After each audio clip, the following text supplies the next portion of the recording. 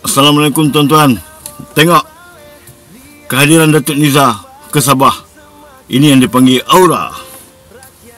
Aura bosku begitu terselah membuktikan jasa-jasa bosku selama ni begitu dikenal oleh rakyat Sabah.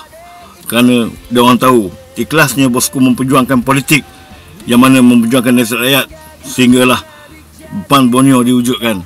Begitu juga dengan bosku berjuang bersendirian, tidak taksub pada mana-mana parti, terutama sekali DAP yang kita cukup takut sekarang ni. Dan bosku cukup dikasihi oleh raja kami. Dan begitulah juga Allah telah menghantar Datuk Nizar bagi rakyat Sabah melepaskan rindu mereka. Kita doakan supaya bosku mengambil alih baliklah UMNO ini untuk menjayakan balik UMNO dan Barisan Nasional.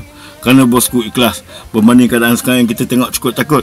Namun mereka takut sangat membebaskan bosku. Seolah-olah bosku ini jadi ancaman pada mereka. Kalau mereka benar-benar ikhlas, bebaskan bosku. Paling tidak pun titah dengan bosku. Allahu Akbar.